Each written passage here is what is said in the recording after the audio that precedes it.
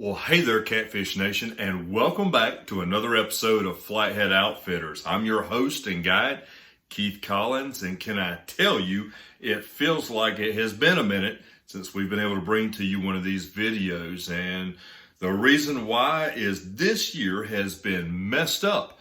Probably one of the worst years I can remember over the past 5, 6, 7, 8 years as far as catfishing. This year in particular. Now, early in the fall, if you followed some of our videos, we started out having a pretty good season. The river was staying about 10 foot here in Dublin on the Oconee. We were getting on not only some monster flatheads, but a lot of smaller flatheads. We were catching a lot of quality and quantity that we were able to carry to the market. And as we approached summer, we thought we were fixing to get on a lot of catfish and primarily flatheads. And just when we thought the fishing was going to get right, oh goodness, we got a ton of rain north of us and south of us and here in middle Georgia. And the rivers, oh man, they stayed high. They flooded for weeks. Then they stayed muddy. It was just terrible fishing. And then it almost seemed overnight the rain ceased and then the water started receding and going down, and it started to look like we were going to be able to get on some good fish.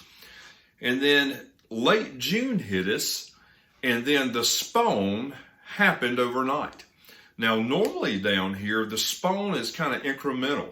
Normally the blues and channels spawn at one time, and then the flatheads start spawning.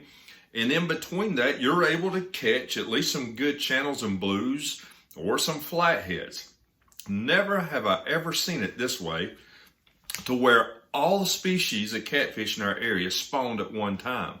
It was terrible. I don't know how they synchronized the spawn this year, but they did it. And when they started spawning, can I tell you, it was one of the longest spawns I have ever seen. Almost 2 months before we saw these big flatheads start coming out of the spawn and start back biting. And kind of what that means is, you know how the spawn works. So the females get ready to lay their eggs. So they go in their deep holes in the banks and the bottom and in these rock cliffs, and they get ready to lay these eggs. And about the time they're laying these eggs, the males come in and they start laying guard over top of these eggs. And this year it seems like they all did it all at the same time. And so as we were out there, and normally come June and July, we have a lot of catfish tournaments in our area. We normally see some monster flatheads and monster blues being caught out the local rivers, but this year it was terrible. Flathead Outfitters, we hosted several catfish tournaments ourselves where we were really looking to see some record-setting blue catfish and flatheads being caught. But we didn't see that. It was super slow. Normally in a tournament where it would have to take at least 150 pounds to qualify, we saw people winning these tournaments. First place now with only 70 pounds of fish. And that's weighing in your 5 biggest fish alive. So it has been terrible, but we have stayed with it. And one of the reasons why we have not been posting videos is we've been catching fish, but it's been your average fish, nothing monstrous, nothing to brag about. So I didn't want to waste your time with posting a bunch of videos of fish probably like you're catching everywhere.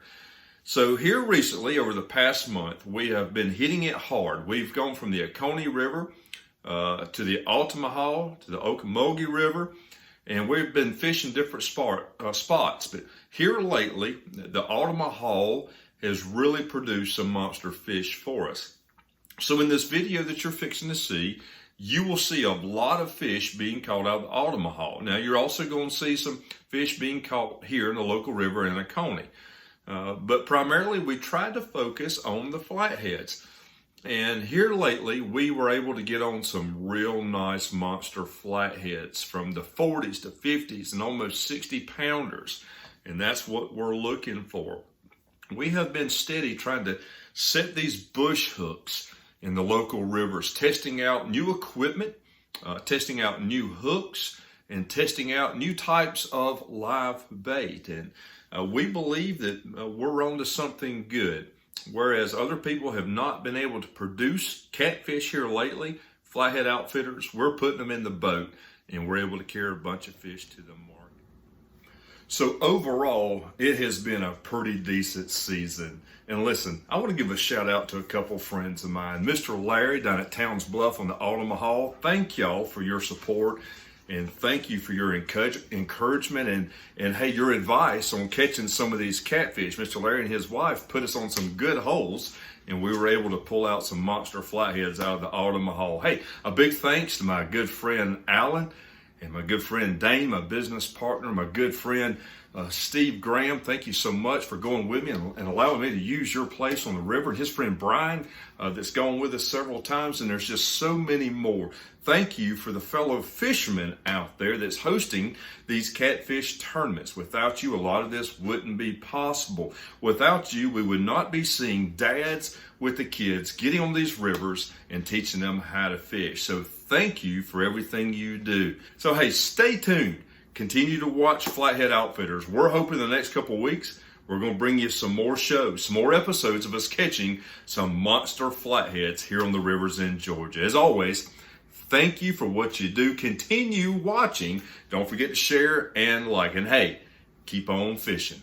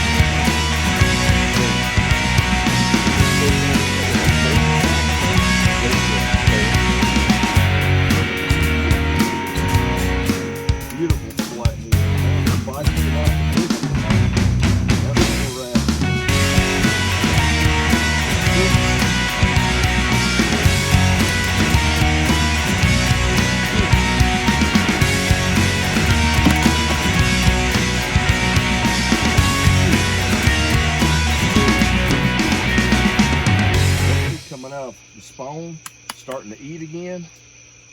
That is what we're after.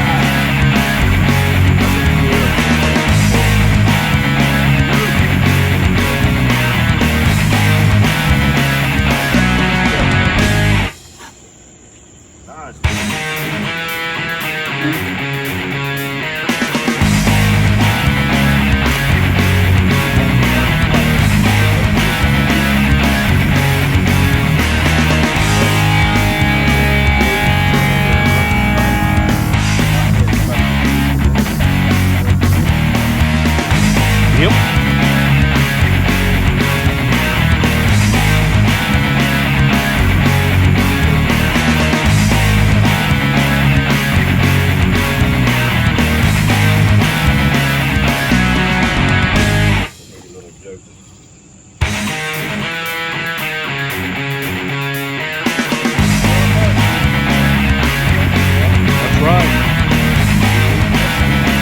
That's right.